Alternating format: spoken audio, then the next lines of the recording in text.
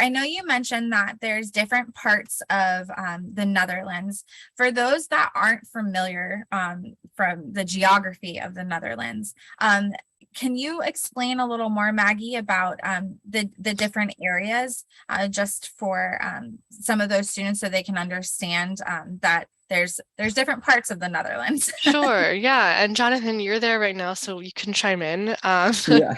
Right. So, we usually start by saying the biggest cities in the Netherlands are Amsterdam, The Hague, and Rotterdam. And when you think about these cities too, there's a lot of universities in each one.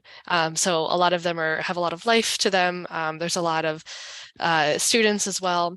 But those are the three biggest ones that I also encourage people to just like look up and understand what these cities are like. Amsterdam, I guess, as I said before, known for being very internationally minded. I think everyone knows of Amsterdam, whether or not you've been to the Netherlands or not. It's a really famous city. And then, Jonathan, you're in Nijmegen. Can you describe that a bit more? You did a little bit, but basically what the city's all about. Yeah. So like I said, it's about an hour and a half south of Amsterdam, and I like to compare the cities on how big they are, depending on how many train stations they have. So Amsterdam, they have 7 train stations, and Nijmegen has 4.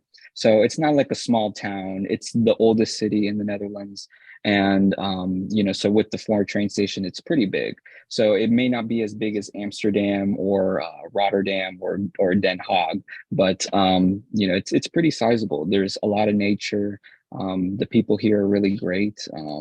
There's a great balance between architecture, buildings, and landscaping.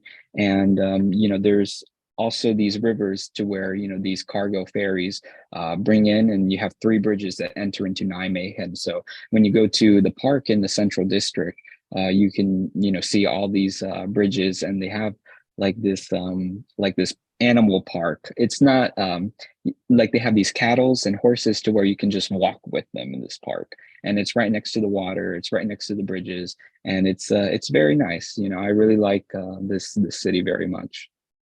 And you also just mentioned water.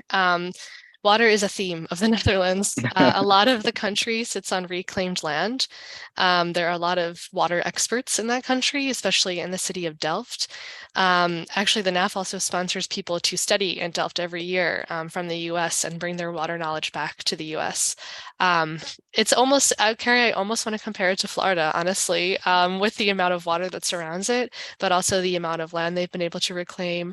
If you can look up the concept of polder, it's how they've been able to accomplish this and have more of their land so that people can create towns over the hundreds of years of living in the Netherlands.